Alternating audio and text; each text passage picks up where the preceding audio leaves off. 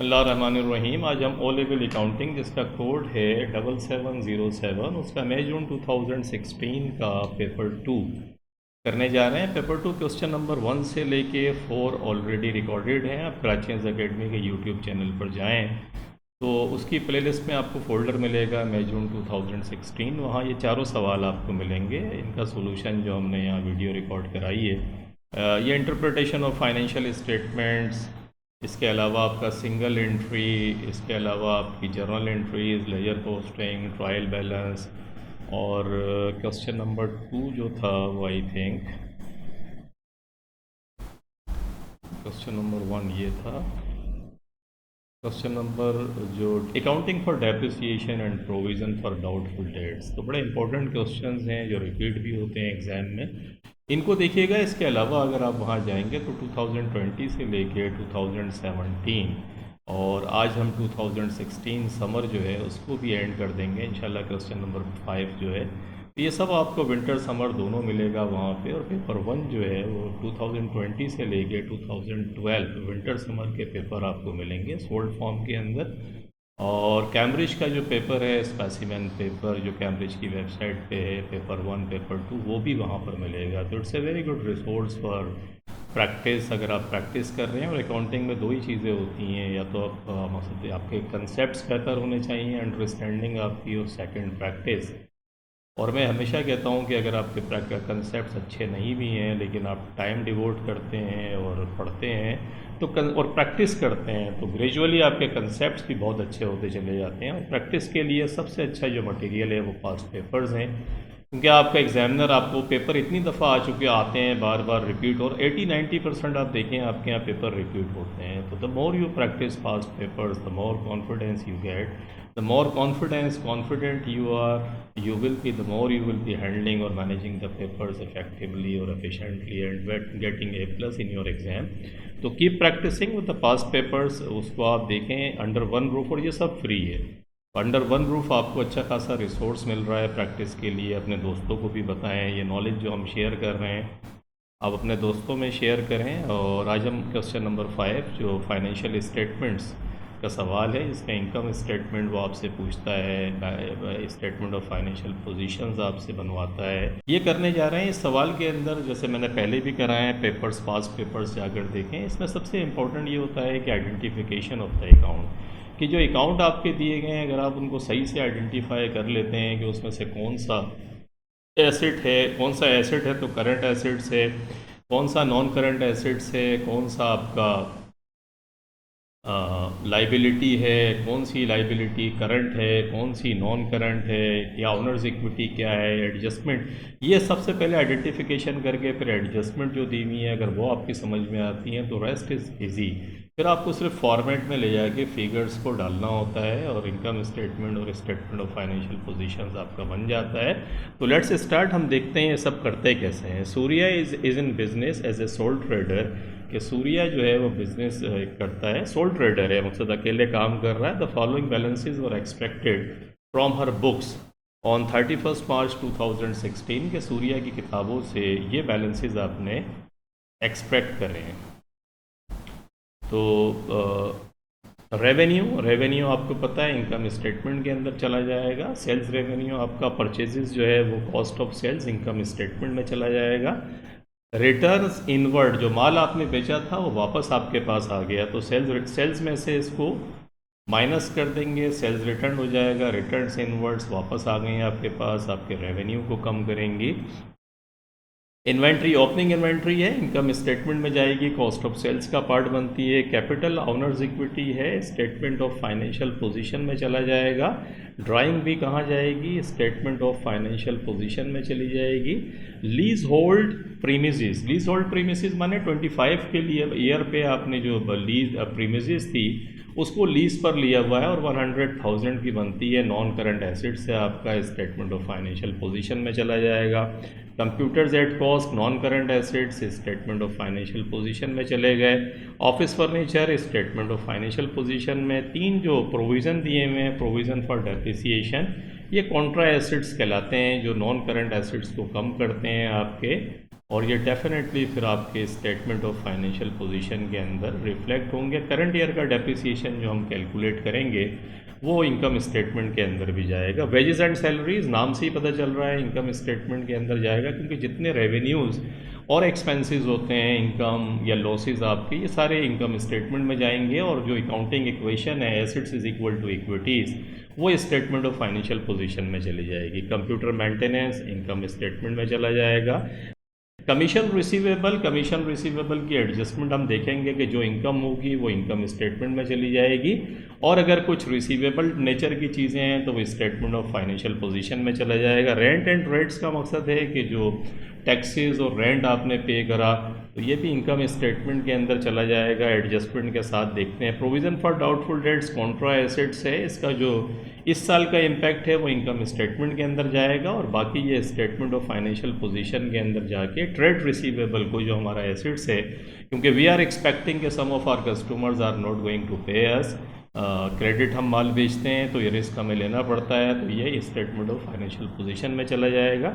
उसके बाद 6% bank loan repayable 30 जून 2016 में हम पे करेंगे, और हम इस वक्त 31 मार्च 2016 के अंदर बैठ के ये काम कर रहे हैं। और ये लाइबिलिटी हमें जून 2016 में पे करनी है। विद इन 1 ईयर जो लाइबिलिटी पे होती है उसे करंट लाइबिलिटी कहते हैं। तो ये 6% बैंक लोन को हम कहाँ पर शो करेंगे? करंट लाइबिलिटी के अंदर। वो लाइबिलिटी जो आफ्टर 1 ईयर पे करनी हो वो नॉन करंट लाइबिलिटी कहलाती है, और विद इन 1 ईयर जो लाइबिलिटी पे होनी है वो करंट लाइबिलिटी।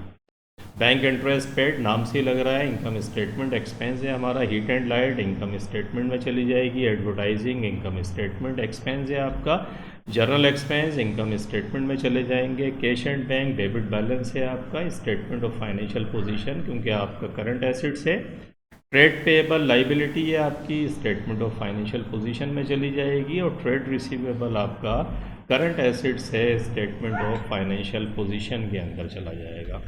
एडिशनल इन्फॉर्मेशन बताइए। एडिशनल इन्फॉर्मेशन क्या है? Inventory was valued at $17,990। ये एंडिंग इन्वेंट्री है। एंडिंग इन्वेंट्री जो है आपको पता है इनकम स्टेटमेंट के अंदर भी जाती है, क्योंकि गुड्स अवेलेबल फॉर सेल्स में से माइनस होती है ताकि कॉस्ट ऑफ सेल्स, और उसके अलावा करंट एसेट्स भी है, स्टेटमेंट ऑफ फाइनेंशियल पोजीशन में भी जाएगा।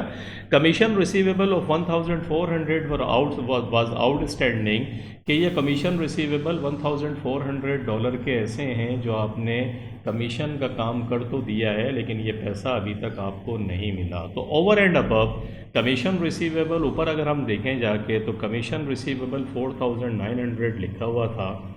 ये 4,900 के अंदर 1,400 आप और प्लस कर लें ताकि ये इनकम जो इनकम स्टेटमेंट में जाएगी 4,900 प्लस 1,900 6,800।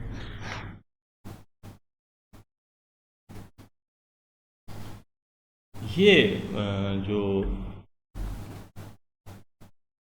बल्कि 1,400 है, सॉरी, तो 1,400 क्या वो 4,900 प्लस 1,400 6,300। तो 6,300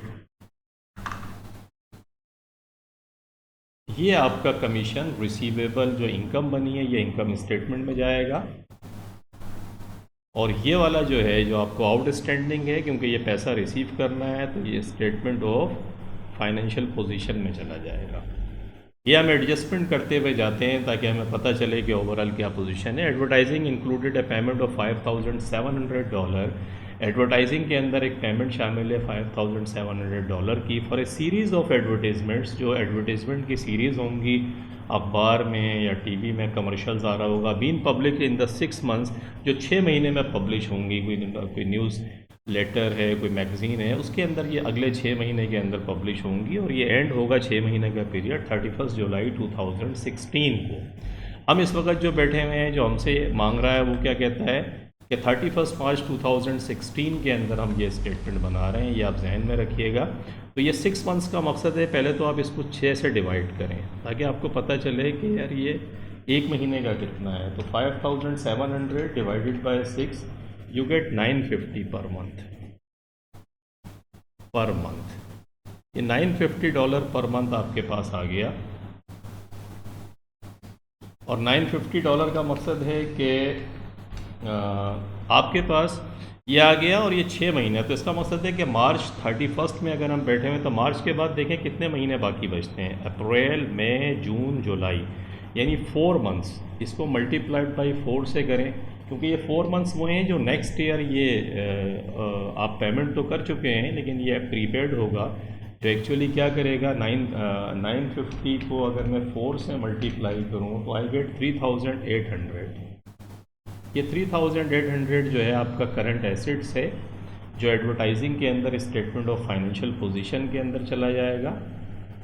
और क्योंकि ये जो 4 मंथ्स की एडवर्टाइजमेंट है ये तो फिर अगले साल के अंदर जो नेक्स्ट फाइनेंशियल ईयर है उसके अंदर आ रही होंगी, तो ये 5700 एडवर्टाइजिंग को हम ऊपर भी जाकर देखते हैं। ऊपर हमारे पास एडवर्टाइजिंग जो लिखा है ये देख रहे हैं 12,600, इसमें से माइनस करते हैं आप 3,800, क्योंकि ये प्रीपेड है, ये एक्सपेंस नहीं है। 12,600 में 5,700 शामिल थे और उसको जब हमने बाइफरकेट किया तो हमें पता चला कि 3,800 की एडवर्टाइजमेंट जो एडवर्टाइजिंग है वो प्रीपेड है, जो हमने एडवांस पे कर दिया है, उसका बेनिफिट हमें नेक्स्ट ईयर के मिलेगा, क्योंकि मार्च के अंदर हम बैठे हैं। अप्रैल मई जून जुलाई में ये एडवर्टाइजिंग की जो पेमेंट है वो कंप्लीट होगी। तो 12,600 माइनस 3,800 वी गेट 8,800। ये एक्चुअली एडवर्टाइजिंग एक्सपेंस है जो इनकम स्टेटमेंट के अंदर जाएगा। तो ये आप जहन में रखिएगा। जनरल एक्सपेंसेस एक्रूड वर 2,400। जनरल एक्सपेंसेस के अंदर 2,400 एक अमाउंट ऐसा है जो एक्रू तो हो गया है, जो मकसद हो गया है लेकिन आपने उसकी अभी तक पेमेंट नहीं करी, तो ये 2,400 स्टेटमेंट ऑफ फाइनेंशियल पोजीशन, क्योंकि आपकी लाइबिलिटी है वहाँ जाएगा। और जनरल एक्सपेंस जो 8,700 आपको लिखा हुआ नज़र आ रहा है, इसके अंदर ये 2,400 और आप प्लस कर दें तो 11,100 बनता है ये।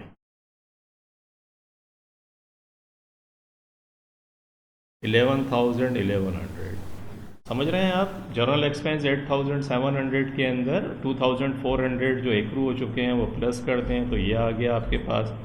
A computer costing $8,000 had been recorded in the computer maintenance account। Computer maintenance account में आपने लिख दिया है, एक्चुअली आपने ख़रीदा था।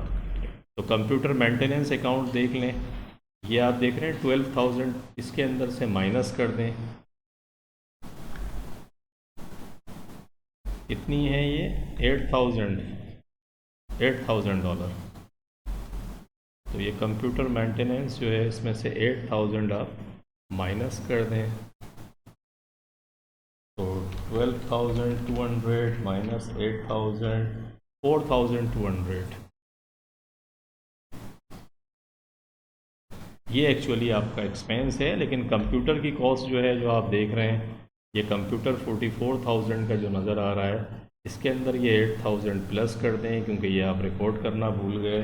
तो 44,000 प्लस 8,000 ये 52,000 कंप्यूटर की अमाउंट है आपकी। ये कंप्यूटर की एडजस्टमेंट हो गई आपकी। आगे कहता है कि depreciation is to be charge on all non current assets owned at the end of the year as follows. कैसे होगा, an appropriate amount on the lease hold premises. जो लीज होल्ड प्रीमिसेस है उनका एक अप्रोप्रिएट अमाउंट आएगा। तो देखें इसका तरीका ये होता है कि लीज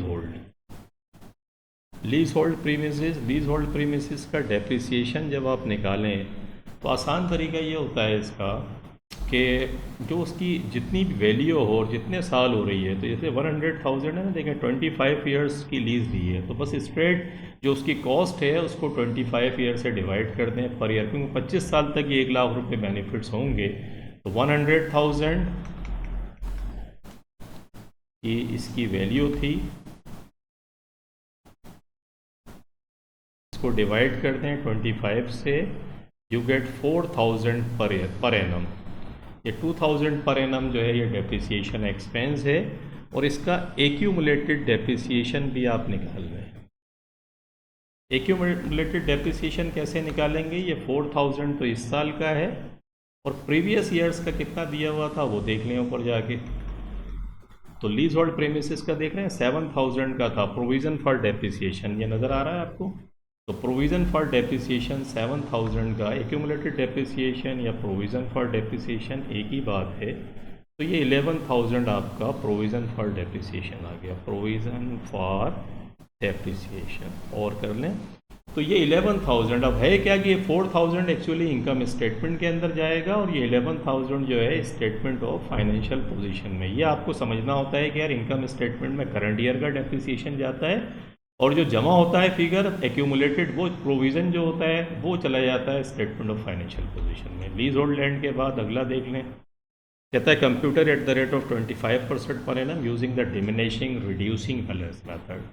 तो ये रिड्यूसिंग बैलेंस मेथड है। इस सवाल में उसने हमें कोई पॉलिसी नहीं बताई कि जिस साल ख़रीदते हैं उस साल कितने महीनों का निकालते हैं। तो हम एज्यूम यही करते हैं कि ये कंप्यूटर जो ख़रीदा गया, जो हमने कंप्यूटर मेंटेनेंस में लिख दिया था, वो एक्चुअली साल के शुरू में ही ख़रीदा गया या बीच में भी ख़रीदा गया, तो फिर पूरे साल का डेप्रिसिएशन उससे निकलेगा।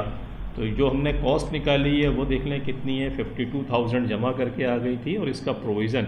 और क्योंकि डिक्लाइनिंग रिड्यूसिंग बैलेंस मेथड है, रिड्यूसिंग बैलेंस मेथड का फार्मूला ये होता है कि हमेशा जो बुक वैल्यू के ऊपर वो रेट लगाते हैं। बुक वैल्यू कब आती है किसी एसेट की, जब उसकी कॉस्ट में से प्रोविज़न फॉर डेप्रिसिएशन या एक्यूमुलेटेड डेप्रिसिएशन को माइनस कर देते हैं। तो कॉस्ट 52,000 है और 16,600 ये आपका कंप्यूटर का प्रोविज़न फॉर डेप्रिसिएशन है। तो 52,000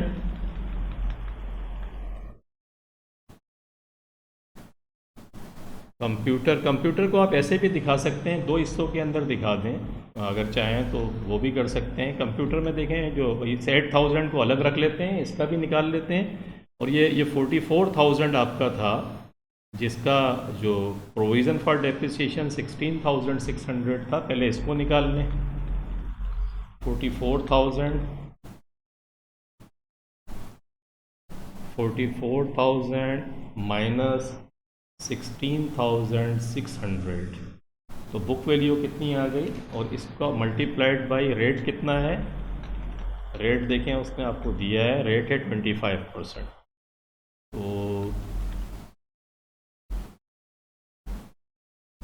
आप निकाल लें रेट मल्टीप्लाइड बाय 25%। तो 44,000 माइनस 16,600 मल्टीप्लाइड बाई 25%, 6850। ये 6850 ये आ गए। और डेप्रिसिएशन एक और निकाल लें, वो जो 8,000, क्योंकि फर्स्ट टाइम ये पहले साल का है तो उसका कोई प्रोविज़न फॉर डेप्रिसिएशन तो है ही नहीं, इसलिए उसका 25% डायरेक्ट निकाल लें पूरे साल का। तो ये 2,000 बनता है। अब ये 2,000 ये है और प्लस 6850, तो प्लस 6850 8850 8850 डेप्रिसिएशन एक्सपेंस है। और प्रोविज़न फॉर डेप्रिसिएशन वो कितना है, 8850 ये है इस साल का।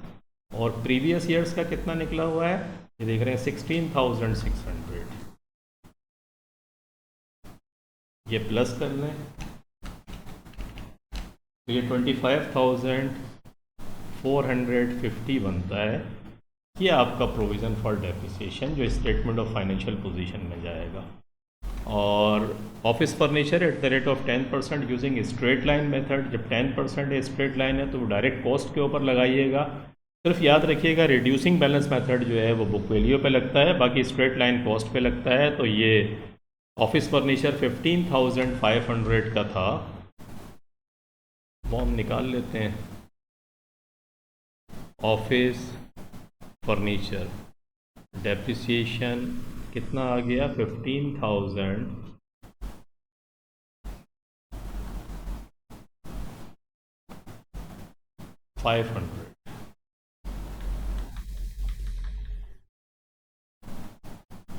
Multiplied by 10%,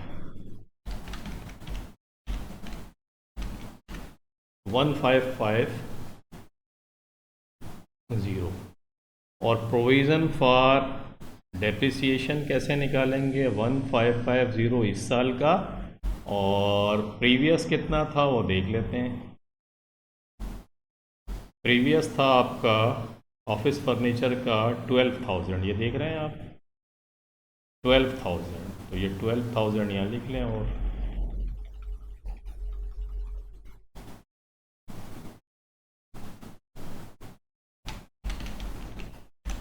13,550।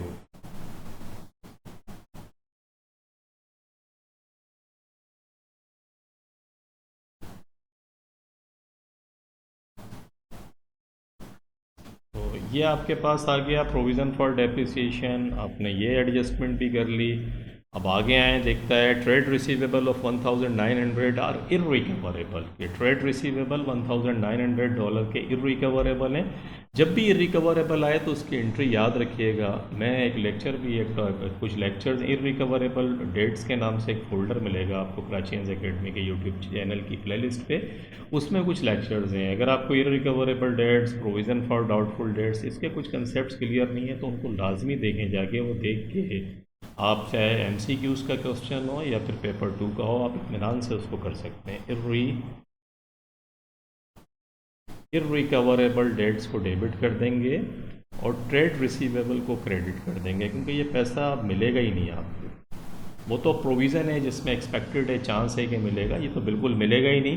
तो इसको माइनस कर दें, और क्योंकि ट्रेड रिसीवेबल को क्रेडिट कर रहे हैं, आगे कहता है the provision for doubtful debts is to be maintained at 4%, यानी देयर इज़ अ प्रोबेबिलिटी कि 4% पैसा रकम आपको अपने उन कस्टमर से जिनको आपने क्रेडिट माल बेचा है नहीं मिलेगी।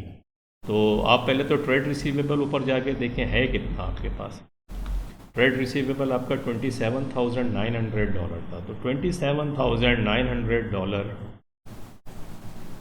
में से माइनस करें पहले तो 1,900 को, क्योंकि ये आपने क्रेडिट करा है।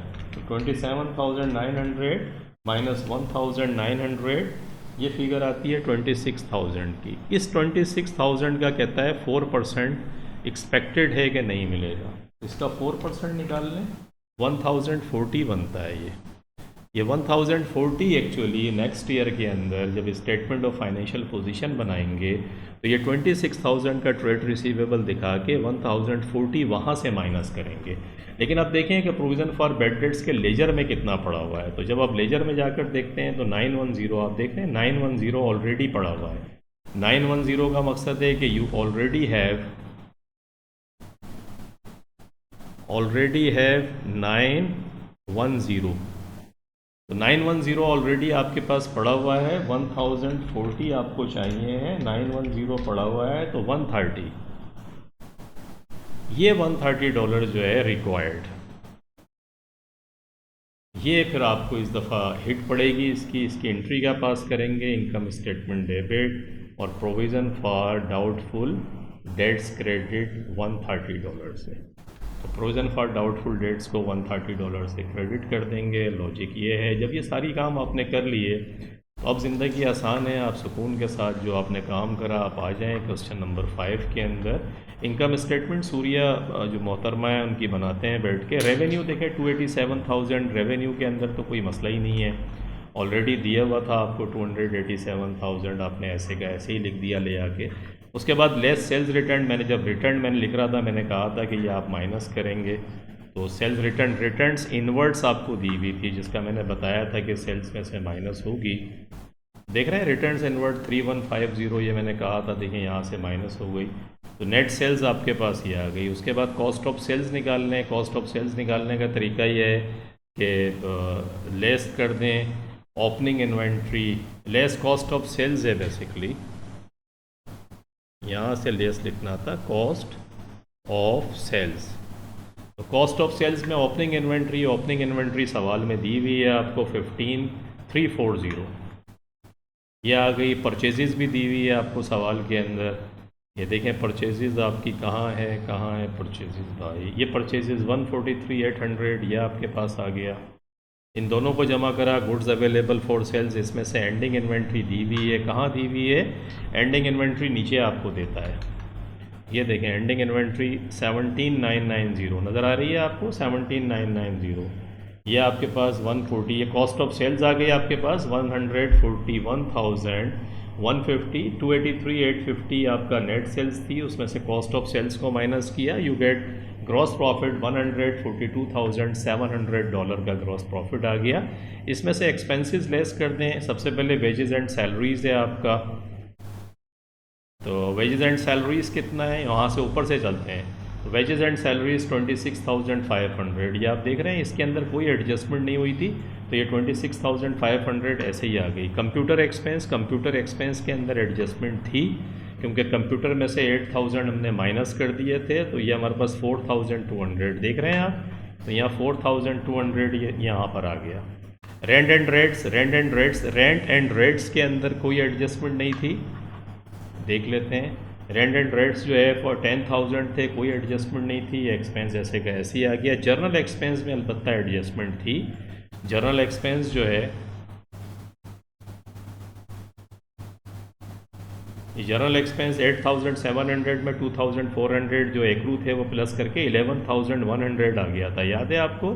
तो 11,100 देखें ये आ गया। अच्छा, ये बैंक लोन इंटरेस्ट भी है, सॉरी जर्नल एक्सपेंस हम नीचे आ गए। बैंक लोन इंटरेस्ट, अब बैंक लोन इंटरेस्ट के अंदर देखें कि एडजस्टमेंट हम भूल गए। बैंक लोन इंटरेस्ट अगर आप देखें तो ये 1,500 आपको दिया हुआ है, हालांकि ये 6% बैंक लोन है 40,000 का। तो अगर मैं 40,000 का 6% क्योंकि पूरे साल का होता है निकालूं तो 2,400 बनता है। 2,400 में से 1,500 ऑलरेडी रिकॉर्डेड है, तो ये 900 जो है एक्चुअली एक्रूड है। एक्रूड का मकसद है कि ये ड्यू तो हो गया है आप पे, क्योंकि एक्चुअली तो 2,400 का इंटरेस्ट आपको पे करना था, आपने सिर्फ रिकॉर्ड कराया अभी तक जो पे करा है 1,500 पे करा है, तो बाकी रेस्ट जो 900 है वो भी आपका है, ये आपका एक्रूड एक्सपेंस है जो स्टेटमेंट ऑफ फाइनेंशियल पोजीशन में जाएगा, और टोटल इंटरेस्ट एक्सपेंस जो बनेगा पूरे साल का वो 2,400 बनेगा। ये देख रहे हैं 2,400 पूरे साल का जो बना है, तो ये आ गया। हीट एंड लाइट के अंदर कोई एडजस्टमेंट नहीं थी, तो हीट एंड लाइट जो है वो ऐसे ही आ गया। हीट एंड लाइट आपका ऐसे ही चला गया। एडवर्टाइजिंग में अलबत्ता 8,800 आना था जो हमने समझा था, तो देखें एडवर्टाइजिंग जो है वो 8,800 आपका आ गया। जर्नल एक्सपेंस आपने कर लिया, डेप्रिसिएशन हमने निकाला था, लीज होल्ड का हमने 100,000 को 25 से डिवाइड करके 4,000 निकाला था, ये आ गया। कंप्यूटर का हमने दो हिस्सों में करके 8850 निकाला था। 8850 अगर आप देखना चाहें तो 8850 कंप्यूटर का ये 8850 ये है, और ऑफिस का 1550, तो ये 1550 जो है ऑफिस फर्नीचर का 8850 ये आ गया। बेड डेट्स, इरिकवरेबल डेट्स की जो एंट्री पास की थी वो आ गए 1,900, और इंक्रीज़ जो मैंने आपको बताया था कि 1,040 आपका रिक्वायर्ड था, आई थिंक 1,040 और समथिंग लाइक इट, कितना था वो, 1,040 रिक्वायर्ड था, 910 पड़ा हुआ था, तो मैंने कहा था 130 जो है एक तो इरिकवरेबल है 1,900 आपकी समझ में आ गए। एक जो इंक्रीज़ करा आपने, जो ऑलरेडी पड़ा हुआ था 910 आपको रिक्वायर्ड था 1,040, तो 130 जो इंक्रीज़ करा उसकी एंट्री मैंने बताई इनकम स्टेटमेंट डेबिट, और provision for doubtful dates credit, तो 130 ये आ गए बेड डेट्स के। ये सारे एक्सपेंसेस जब आ गए इन सबको आपने प्लस किया, ये 86,730 बनते हैं। और ग्रॉस प्रॉफिट में से आपने कमीशन रिसीवेबल क्योंकि इनकम थी वो आपने प्लस कर दी। ये कमीशन रिसीवेबल देखें प्लस था ना, 4,900 मैंने कहा था, 1,400 जो आपका आउटस्टैंडिंग था वो प्लस करके टोटल आपने ग्रॉस प्रॉफिट में प्लस करा उसको, $149,000 आ गया, उसमें से एक्सपेंसेस माइनस करे सारे, तो प्रॉफिट फॉर द ईयर $62,270 का आपका आ गया। बहुत आसान है, लेकिन इसके अंदर जो असल प्रॉब्लम बच्चों को आती है, क्योंकि सवाल थोड़ा बड़ा होता है, एडजस्टमेंट्स आपको जहन में रखनी है, और ये एडजस्टमेंट सारी पैटर्न है, मोर और लेस 80% डेप्रिसिएशन की यही एडजस्टमेंट वो आपसे पूछता है बार बार। कुछ एक्रूवल्स डाल देता है, कुछ प्रीपेड डाल देता है, इन्वेंट्री तो मौजूद है, बेड डेट्स की एंट्री पैटर्न है, तो 5-6 तो ऐसी हैं जो बिल्कुल परफेक्ट हर साल रिपीट होती हैं, 1-2-3 जो हैं वो ऐसी हैं जो भी मोर और लेस रिपीट ही हो रही होती हैं। तो ये सब आपने देखा कि हमने सिर्फ फिगर्स का फॉर्मेट आपको याद होना चाहिए, एडजस्टमेंट हो, तो इनकम स्टेटमेंट आपकी बन गई। इनकम स्टेटमेंट के बाद स्टेटमेंट ऑफ फाइनेंशियल पोजीशन के अंदर आ जाते हैं। सूर्या। तो लीज होल्ड डेट कंप्यूटर आपको पता है 44,000 था, 8,000 का मज़ीद आपने जो गलत एंट्री कर दी थी वो आपने प्लस कर दिया था। बाकी ये तीनों फिगर्स दी हुई हैं, ये तीनों मैं अभी समझा के आ रहा हूँ कि जो एग्रीगेट डेप्रिसिएशन या एक्यूमुलेटेड डेप्रिसिएशन या प्रोविज़न फॉर, तीनों में से कुछ भी कह सकते हैं। तो लीज होल्ड 11,000 था, हम देख लेते हैं हमने क्या निकाला था।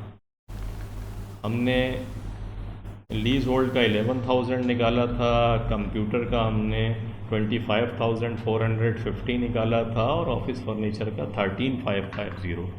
यहाँ देखते हैं कितना है, देखें वही है 11,000, 25,450, 13,550 और कॉस्ट में से उसको माइनस करके बुक वैल्यू आप निकाल लें जो आपकी रिकॉर्डिंग है। तो 117,500 के आपके पास नॉन करंट एसेट्स हैं। जो लीज होल्ड $89,000 का है, कंप्यूटर 26,550 और ऑफिस फर्नीचर $1,950 का। करंट एसेट्स में इन्वेंट्री आ जाए, ये इन्वेंट्री एंडिंग इन्वेंट्री है, जो आपको पता है कि एंडिंग इन्वेंट्री आपका एसेट है। ट्रेड रिसीवेबल आपको मैंने बताया था कि 26,000 रह जाएंगे और उसमें प्रोविज़न कितना होगा 1,040, समझा के आ रहा हूँ मैं। ये माइनस कर दें इसको, ये फिगर यहाँ आ जाएगी। अदर रिसीवेबल आपके कौन कौन से हैं? अदर रिसीवेबल आपके दो हैं। एक तो आपका जो एडवर्टाइजिंग है, एडवर्टाइजिंग के 3,800 याद है ना, 4 महीने आपको मज़ीद बेनिफिट वो पहुँचाएगा। तो एक तो ये है आपका, और दूसरा आपका 1,400 का ये जो आपका था कमीशन रिसीवेबल। तो ये अदर रिसीवेबल जो है, कमीशन रिसीवेबल है 1,400 का, जो अभी आपको रिसीव करना है लोगों से, अपने क्लाइंट से, या वो लोग जिनके कस्टमर जिनके लिए आपने कमीशन पे काम करा। और 3,800 वो सीरीज़ ऑफ एडवर्टाइजमेंट जो अगले 4 महीने में पब्लिश होनी है। तो ये दोनों आपके अदर रिसीवेबल हो गए। कैश एंड बैंक आपका सवाल के अंदर दिया हुआ था आपको, ये कैश एंड बैंक देख रहे हैं, 520 डेबिट बैलेंस है तो करंट एसेट्स है, वो आपने यहाँ लिख दिया। तो ये आपके टोटल करंट एसेट्स आ गए, नॉन करंट एसेट्स दिए हुए थे, आपने टोटल कर लिए थे। इन सबको मिला के आपने, ये आपके टोटल एसेट्स 166,170 के एसेट्स आ गए। कैपिटल सवाल के अंदर दिया हुआ था, प्रॉफिट फॉर द ईयर अभी आप निकाल कर आ रहे हैं 62,270, और ड्राइंग भी दी हुई है, ड्राइंग माइनस कर दें आप उठा के, ताकि कैपिटल की एडजस्टेड फिगर आ गए। देखें ड्राइंग दी हुई है उसमें सवाल में आपको, ये देख रहे हैं कैपिटल भी दिया हुआ है, ड्राइंग भी दी हुई है। 70,000 कैपिटल है, 28,000 की ड्राइंग है। प्रॉफिट आपने निकाला था। करंट लाइबिलिटीज़ में क्या है? ट्रेड पेबल, ट्रेड पेबल आपको दिया हुआ है 18,600, और ये 6% बैंक लोन मैंने अभी समझाया आपको कि एक्चुअली ये करंट लाइबिलिटी है, क्योंकि जून में आप पेमेंट कर रहे हैं और मार्च में हम बैठे हुए हैं। अगले 3 महीने बाद आप पेमेंट कर देंगे। हर वो लाइबिलिटी जो विद इन अ ईयर पे हो उसे हम क्लासीफाई करते हैं करंट लाइबिलिटी में। तो ये ट्रेड पेबल 29, ट्रेड पेबल 18,600, और बैंक लोन जो करंट लाइबिलिटी में शो होगा वो 40,000।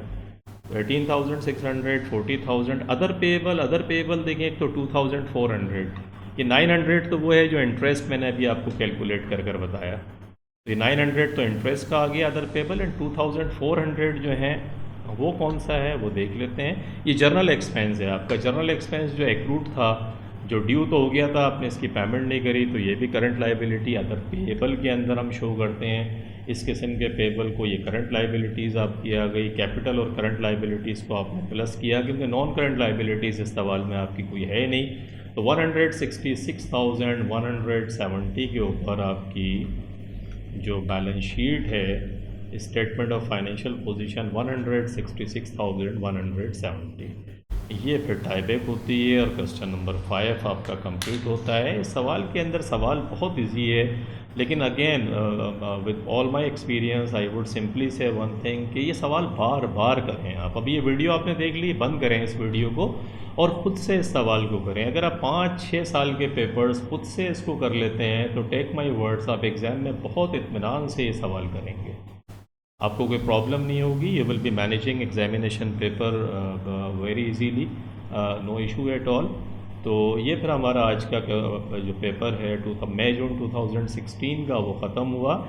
इसका फिर विंटर का पेपर करेंगे ताकि हमारे पास 5-6 सालों के आपके पास प्रैक्टिस के लिए पेपर्स आ जाएंगे। होप इनफ होंगे और देखते हैं फिर इसको। तो टेक केयर, अपना बहुत ख्याल रखिएगा। इस नॉलेज को जो हम कर रहे हैं शेयर करें अपने स्टूडेंट्स के अंदर। Thank you very much for watching the video. अल्लाह हाफिज़।